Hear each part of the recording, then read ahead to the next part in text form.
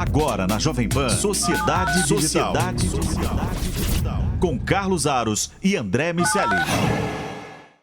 Sociedade Digital no ar, a ponte aérea mais tecnológica do seu rádio e também da internet, para você que nos acompanha com imagens pelo Panflix e pelo canal Jovem Pan News no YouTube. No programa de hoje, um mergulho no mundo do 5G, uma semana importante, decisiva para a quinta geração da internet móvel aqui no Brasil. O Tribunal de Contas da União fez já todo o processo e analisou, os ministros já votaram 7-1 e, portanto, agora a Anatel está liberada para fazer acontecer o leilão. E aí a gente espera a implementação definitiva do 5G aqui no Brasil. O começo de um longo processo, a gente sabe. Vamos falar sobre isso, sobre perspectivas para a indústria, os setores que vão se beneficiar e como você aí em casa vai ser impactado por essa revolução. Como sempre comigo nesta jornada, o meu parceiro André Miceli, que ainda não está conectado direto do Rio de Janeiro pelo 5G. Né, André? Tudo bem? Ainda não, eu estou ansioso por essa... Poderia estar, né? Eu espero que esse 7-1 não seja um mau presságio. O 7-1 com a Alemanha presente, ela traz mais recordações. E eu estou tão ansioso, Carlos Aros, para chegar logo nesse 5G, que eu fico pensando quando a nossa ponte aérea vai ser de fato estável e numa banda larga com uma performance daquela de fazer inveja para o mundo todo. No 5G o negócio vai ser tão bom que a gente não vai nem ter feito a pergunta, o entrevistado já vai ter respondido. Essa é a velocidade da conexão. Isso. Agora, tem um detalhe, né? O 7-1 tem uma confusão aí que acontece e é talvez de alguma maneira normal que aconteça. A gente vai ouvir do nosso convidado daqui a pouco o que ele pensa a respeito, mas a área técnica do Tribunal de Contas da União fez uma avaliação sobre o texto e o que estava posto lá, com relação a algumas contrapartidas e aquilo que estava sendo demandado e o quanto isso poderia, de alguma maneira, não se tornar viável ou criar qualquer tipo de problema mais adiante, mas mesmo assim, diante de uma visão dos ministros, não era um problema. Eles fizeram inclusive sugestões ali que o ministro Fábio Faria diz que vai acatar, como por exemplo conexão das escolas e etc., mas é um direcionamento da área técnica e um entendimento daqueles que têm a caneta, que são os ministros. Apenas um deles votou seguindo aquilo que o parecer dos técnicos do TCU determinaram. Mas essa é uma questão que fica num nível absolutamente detalhado, em uma conversa de um nível de aprofundamento, de olhar planilhas, de olhar tabelas e de um entendimento bastante profundo sobre a máquina. Nós vamos olhar mais adiante. O ministro Fábio Faria, ministro da Comunicação, ele no momento em que essa decisão saiu, ele aliás vem se posicionando já há bastante tempo sobre isso, desde que houve o desmembramento do Ministério de Ciência e Tecnologia e Comunicações em duas pastas e ele assumiu a comunicação, ele passou a levantar a bandeira do 5G e levar isso de uma maneira bastante contundente em conversas com outros segmentos, o agronegócio, sobretudo, mas tem insistido em prazos, em entregar respostas, em colocar o carro na rua. E ele já se prontificou numa entrevista à Voz do Brasil na própria quarta-feira, logo depois da decisão do TCU, e deu um prazo. Já disse quando ele espera que pelo menos as capitais tenham a cobertura do 5G. Vamos ouvir o ministro, então, um trechinho do que ele disse em entrevista à Voz do Brasil. Após o leilão, no outro dia, as empresas de telecomunicações que vão adquirir as faixas já começam a implementação, porque nós, ao invés de recebermos o dinheiro do governo, o governo federal optou, junto com o Ministério das Comunicações, em receber investimentos. Então, nós colocamos uma série de investimentos que totalizam em torno de 40 bilhões de reais. Então, nós teremos, por exemplo, até o ano que vem, em julho do ano que vem, todas as capitais já com o 5G funcionando. No outro ano, cidades acima de 500 mil habitantes, depois para 300 mil habitantes, vai reduzindo até chegar para cidades, localidades acima de 600 habitantes. Então, todo o deserto digital do Brasil, as 40 milhões de pessoas do Brasil que não têm internet receberão 5G. E, obviamente, a questão de preço é a mesma do 3G, do 4G, né?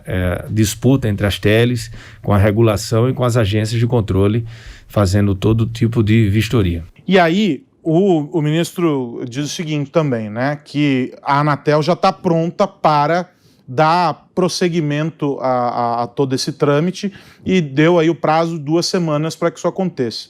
Na quinta-feira, no Jornal da Manhã, eu comentei que, claro, existe uma expectativa grande do consumidor lá na ponta pelo 5G e muito também pelo que as operadoras vêm promovendo, essa campanha aí do 5G, que não é o 5G, que é uma melhora do 4G, do ponto de vista de transmissão, de velocidade e tal, mas não é efetivamente o 5G, e isso, claro, gera uma expectativa das pessoas. Mas o efetivo retorno do 5G, André, ele está num resultado que virá em termos econômicos, ou seja, um retorno para o agronegócio, e a gente vai ter uma explosão aí com a agricultura de precisão, a indústria vai se beneficiar fortemente, enfim, vários setores vão se beneficiar disso, e isso vai se reverter, claro, em mais investimentos, e a economia vai responder, vai reagir ao 5G. Esse é o grande trunfo, na verdade, é o que a gente espera enquanto sociedade. Individualmente, o pessoal só quer assistir a Netflix sem travar, mas enquanto coletivo, é interessante perceber que o resultado é financeiro lá na ponta, né? Tem um sem número de oportunidades, como você falou. Muitos negócios certamente vão ser criados em função disso. É importante que a gente reforce os benefícios. A gente vai ter, fundamentalmente, ganho em 2 variáveis importantes de conexão. Uma delas é a estabilidade e a outra a performance. Com mais estabilidade e mais performance, dá para sedimentar uma série de negócios que hoje em dia ainda não são possíveis, como, por exemplo, os veículos autônomos, como os elementos autônomos em geral. Os drones, por exemplo, certamente vão ter um impacto muito substancial na agricultura brasileira, que, aliás, vem se beneficiando de um aumento de produtividade sistematicamente. A agricultura brasileira é uma referência mundial no uso de tecnologia e certamente vai ser beneficiada pelo 5G também. Um ponto que a gente tem que colocar é que o dinheiro que a gente não ganha pelo atraso, nunca mais a gente vai ganhar. A gente pode depois, o custo de oportunidade que a gente perde nesse momento, nessa demora, ele é muito significativo. Pelas empresas que deixam de ser montadas, pelos impostos que deixam de ser recolhidos, pelos benefícios sociais que deixam de ser gerados em função disso. Vai ser muito legal se a gente, de fato, conseguir ver o governo priorizar a execução desse projeto. Agora vamos olhar para outra ponta. Vamos colocar o nosso convidado aqui nessa conversa. É o Rodrigo Dienstmann, que é presidente da Ericsson para o Brasil e os países aí que integram o Cone Sul da América Latina. E ele gentilmente nos atende numa data oportuna. Estávamos já há um tempo combinando essa entrevista e ela veio a calhar numa semana tão importante quanto essa. Rodrigo, obrigado primeiro por estar aqui com a gente, por ter conseguido um tempo na tua agenda que eu sei que é corrida. E eu já quero começar te perguntando, a gente está olhando aqui do outro lado daquilo que precisa ser feito, né? O qual o André fala muito bem sobre o tempo que a gente perdeu, mas agora a gente tem que olhar para aquilo que está sendo desenvolvido. Do lado da indústria, vocês também estão bastante ansiosos para que esse carro saia para a rua e pise fundo para poder ver os resultados acontecerem, né?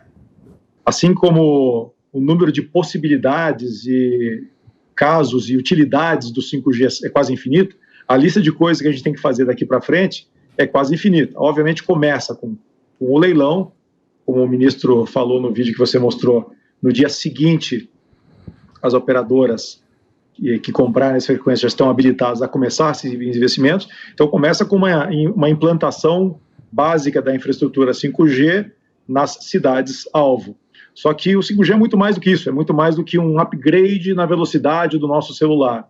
É uma tecnologia com possibilidades infinitas e que requer uma articulação entre vários atores, não só as operadoras, não só os fabricantes, mas também ecossistemas de desenvolvedores de aplicativos, o mundo do IoT, a própria indústria, os clientes, né, os clientes das várias indústrias, quando eu falo indústria, falando das verticais, né, agricultura, a indústria mesmo, logística, saúde, educação, segurança pública, enfim.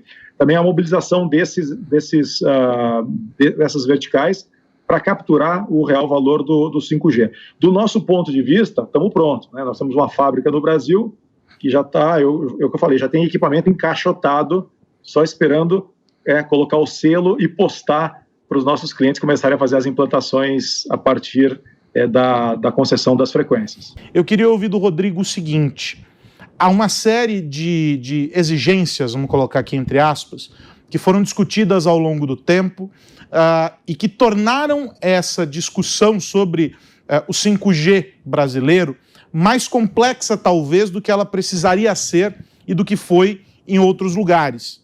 As tais das contrapartidas, né?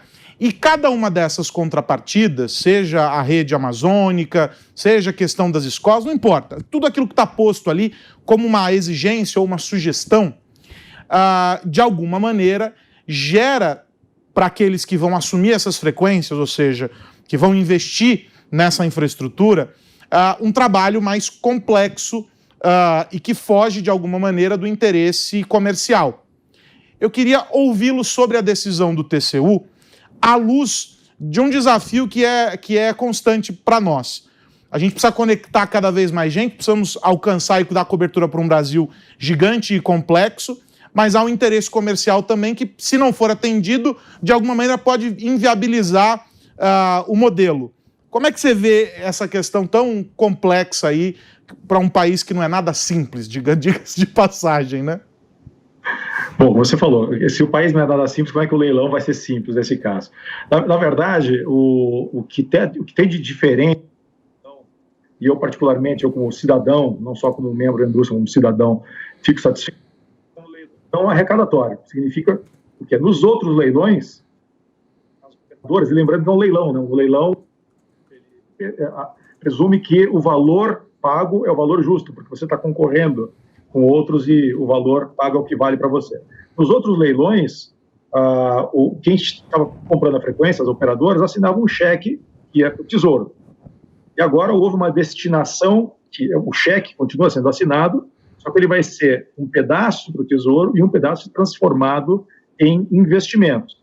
E, obviamente, é natural que o governo busque que esses investimentos sejam feitos onde não haveria um interesse comercial natural.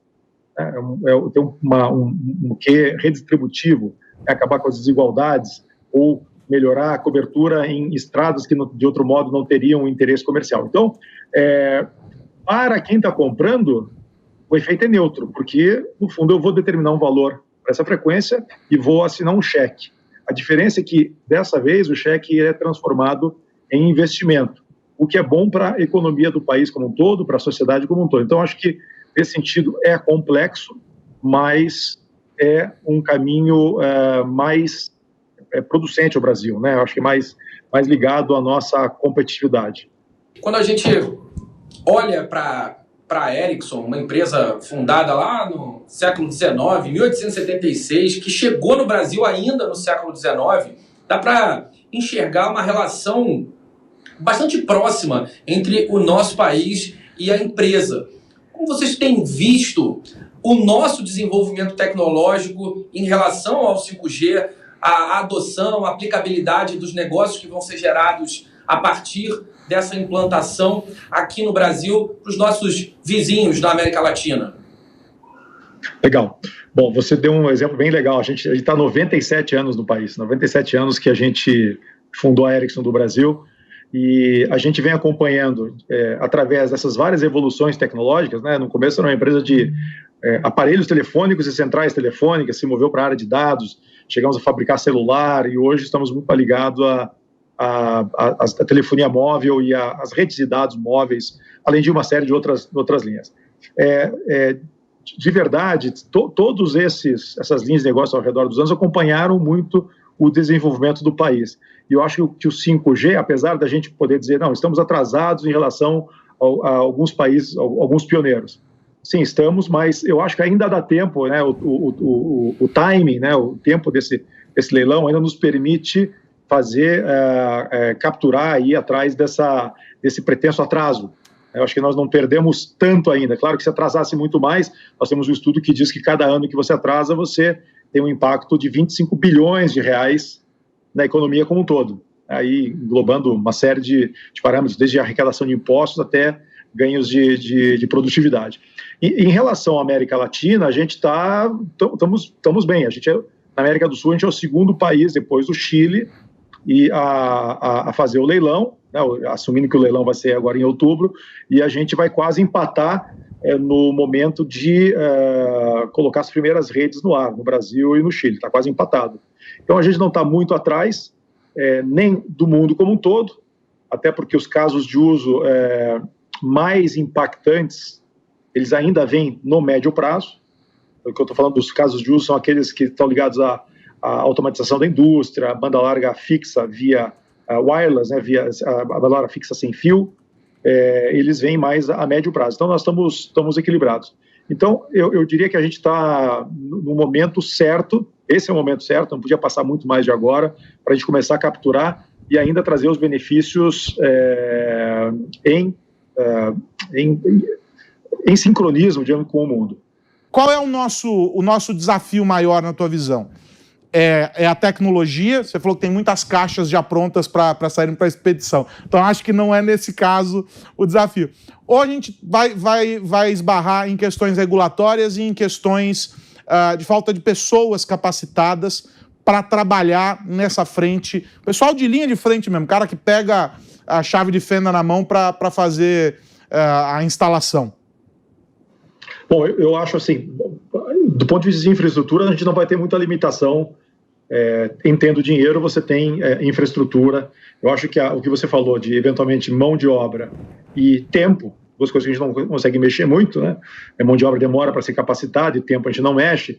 Sim, esses podem ser dois gargalos. Eu não acredito em grandes embrólios ou grandes problemas regulatórios, até porque esses investimentos são investimentos, muitos deles já existem, já estão, a gente tem que fazer upgrade, basicamente, mas assim, quebrando em fatias. Do ponto de vista de infraestrutura e equipamentos, a gente tem já muito já planejado, de acordo com os nossos clientes vêm demandando, e já preparado para atender essas demandas.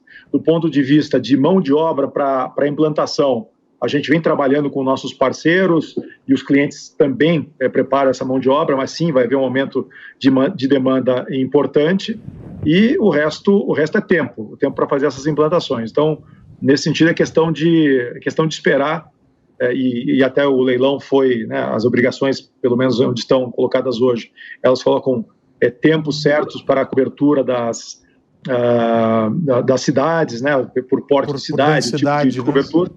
Exato. Então a gente acredita que a gente não vai ter um problema tão grave, né? O tempo de preparação de mão de obra é uma questão a se resolver, né? No fundo tem uma solução para isso.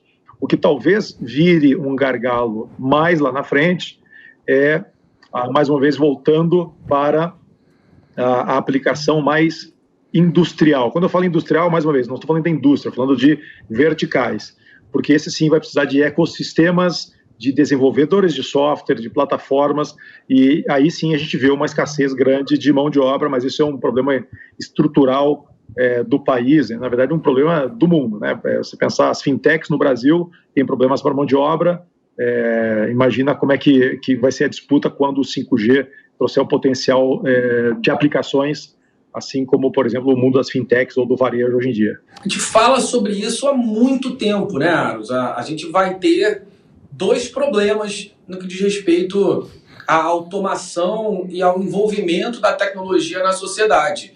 De um lado, um monte de gente não empregável, porque foi substituída por esses algoritmos, e do outro lado, um monte de vagas não preenchíveis, porque não temos capacitação técnica para isso.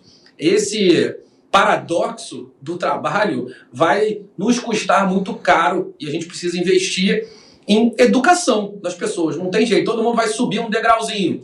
E à medida que as disciplinas de ciência, tecnologia, engenharia e matemática forem de fato fazendo parte do nosso dia a dia, que a gente for capaz de gerar mão de obra para suprir tudo isso que vai continuar aparecendo, e esse déficit tende a aumentar, dadas as aplicações que certamente vão aumentar, se isso não acontecer, se a gente não preencher essas vagas, a gente vai perder uma oportunidade muito grande enquanto país, enquanto sociedade.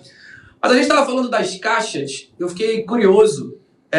Rodrigo, o que tem dentro dessas caixas? O que eu quero dizer é aonde a Ericsson vai jogar o jogo do 5G? Quais são os serviços e produtos que vocês vão vender dentro desse contexto inteiro? A gente tem uma participação um pouco mais ampla agora do que foi no 4G. A gente não deixa de fazer nada, mas a gente adiciona algumas camadinhas. O principal que a gente fornece hoje é a infraestrutura por trás do 5G. No fundo, são os rádios, a infraestrutura básica, o core de rede, onde está a inteligência do 5G. A Ericsson é líder mundial. Hoje a gente tem dezenas de redes, 95 redes já em produção em 45 países. Então nós somos líderes neste ponto. A gente apoia os nossos clientes também com a parte administrativa, a parte dos sistemas que ajudam ele a criar os novos produtos e serviços. É uma parte mais de TI. Agora, o que a gente vai adicionar bastante agora na nova oportunidade que vem do 5G é ajudá-los a criar as soluções mais verticais.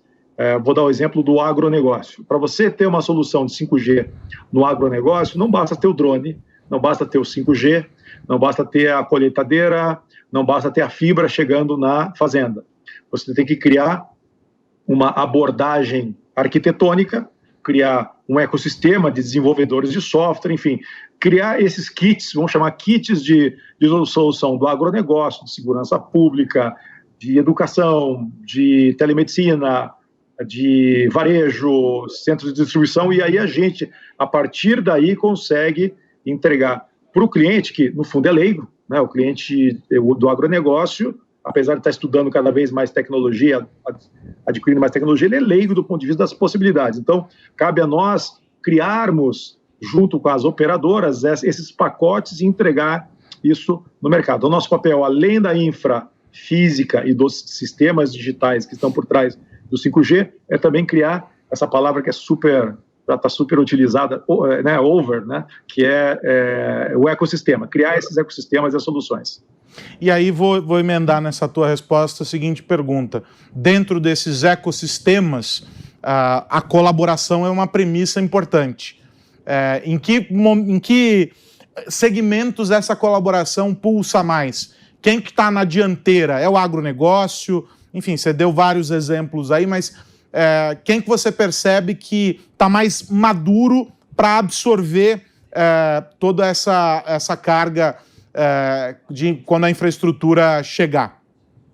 Bom, Carlos, você usou uma palavra, né, muito poderosa. Colaboração, eu adicionei a colaboração e arquiteturas abertas, porque em muitos desses casos de uso,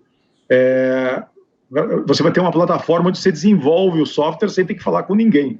Mais ou menos como se eu conheço o sistema operacional do meu telefone, seja um Android, seja um iOS, eu posso desenvolver um aplicativo simplesmente conhecendo essas interfaces abertas ou escrever para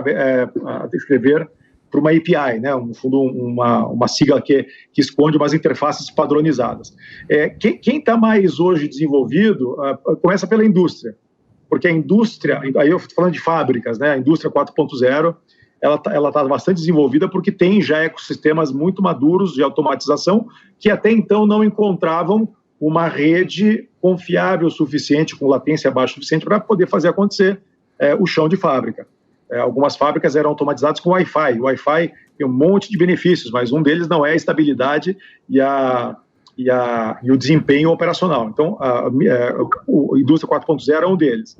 Aí vem os ecossistemas do ponto de vista de mineração, indústria mais mineração, indústria de campo, automação de portos. O agronegócio ele está evoluindo, eu acho que o agronegócio tem ainda muito espaço pela frente. A gente já tem um ecossistema de sensores, máquinas conectadas, drones, mas ainda faltam as aplicações mais amplas. Então tem um monte de setores evoluindo em paralelo. Não dá para dizer qual que está mais avançado, mas certamente a indústria tem já mais anos de estrada e está já mais perto de se automatizar. Nós na Ericsson, temos uma fábrica nos Estados Unidos que é toda automatizada em cima do 5G. O Brasil é um país de empreendedores que não necessariamente são empreendedores por vocação e muitas vezes isso acontece por falta de opção. Quando a gente pensa na chegada do 5G, Rodrigo, o que a gente pode esperar de criação de oportunidades e de melhoria de vida para esses pequenos e médios? Bom, mais uma vez, as possibilidades são infinitas. Começam com uma inclusão no mundo digital. Existem muitas empresas que ainda estão fora do alcance da fibra ou alcance do 4G hoje ainda. Então, quer dizer, até o formato digital vai levar conectividade para essas pequenas empresas para fazer a inclusão super básica, na indústria. Mas, em seguida, uma série de aplicações também vão ser desenvolvidas, mas aí não são desenvolvidas, obviamente, específicas para aquele cliente, assim, para aquela vertical. Então, o fato do 5G trazer velocidade, de baixa latência, de alta confiabilidade, vão criar produtos, de criar novos produtos para estas empresas, seja uma empresa, um pequeno comércio, seja uma prestadora de serviços, seja uma empresa pequena de logística. As possibilidades são ou até maiores do que para as grandes empresas. Elas vão estar incluídas num mundo novo. Hoje, é difícil você pensar que você teria a tua empresa 100% em cima da rede móvel. Pouquíssimas empresas conseguem ter isso. E nem toda empresa tem uma fibra empresarial robusta o suficiente. Com o 5G, fica muito mais fácil você entregar essa conectividade de alto desempenho e alta confiabilidade para uma pequena empresa. O ministro Fábio Faria diz que se toda essa história caminhar como ele está propondo aí 2 semanas, menos até, parece que poderia ser em 1 semana para a Anatel colocar o leilão para rodar, mas vamos ficar com as 2 semanas. Em julho de 2022, ou seja, na metade do ano que vem, já teremos o 5G disponível em algumas capitais. Na tua visão, otimismo demais ou não? É um prazo com o pé na realidade? Na verdade, a gente está trabalhando com ter o 5G funcionando este ano. A gente já está tudo pronto para fazer. Não em todas as capitais. Eu acho que o que o ministro quis dizer é que até julho do ano que vem, todas as capitais, mas algumas capitais, eu diria Rio, São Paulo no mínimo, já tem condições, depende obviamente de o leilão acontecer e das operadoras que ganharem as frequências terem isso nos planos de colocar o 5G no ar este ano. Existe uma questão mais ou menos técnica, que é a questão de interferência com as TVs por satélite, TV parabólica. Mas isso acontece muito no interior, então é um trabalho de engenharia nas capitais, você achar áreas onde você não tem risco de interferência e colocar esse ano. Então, se eu tivesse que fazer uma aposta, eu diria que essa aposta é que esse ano a gente vai ter o 5G nas frequências de 5G funcionando em algumas capitais do Brasil. Quero agradecer demais, então, o Rodrigo Dissmann, que é presidente da Ericsson para o Cone Sul da América Latina, presidente da Ericsson aqui no Brasil. Rodrigo, obrigado pelo teu tempo mais uma vez, por ter dividido com a gente aqui um pouco da visão da Ericsson sobre o 5G. E eu sempre gosto quando a gente traz executivos, enfim, do setor de tecnologia, mas que não estão na frente, ou seja, aquela tecnologia que as pessoas não estão vendo, não estão lidando diretamente, mas que é uma tecnologia viabilizadora, que as pessoas acham que tudo brota do nada, não é? O seu sinal do celular chega, porque empresas como a Ericsson fazem com que a infraestrutura esteja viável e garantindo tudo isso. Então, é sempre legal esse papo, porque a gente consegue dimensionar a importância, não é, do setor das TIC para todo mundo que está sendo impactado diretamente pela tecnologia, e a Ericsson é, sem dúvida nenhuma, um gigante, um colosso desse setor, uma representatividade enorme aqui no Brasil, então é sempre bacana abrir esse espaço para a gente conversar. Obrigado, Rodrigo, e já está convidado para o próximo papo, quem sabe presencial, superadas as dificuldades da pandemia. Obrigado, Carlos. Obrigado, André. Foi um prazer conversar com vocês. André Miceli, semana que vem tem mais, meu amigo. Abraço para você, meu amigo, e para todo mundo que nos ouve e vê. E para você que está nos acompanhando, se chegou agora, perdeu essa entrevista, esse papo sobre o 5G, não tem problema. Corre lá no Panflix, lá no canal Jovem Pan News no YouTube, essa conversa com o Rodrigo Dissmann na íntegra, disponível para você poder acompanhar. Sociedade Digital volta na semana que vem, sempre discutindo o impacto da tecnologia no nosso dia a dia. Um grande abraço, tchau, tchau. Você ouviu Sociedade Digital com Carlos Aros e André Miceli.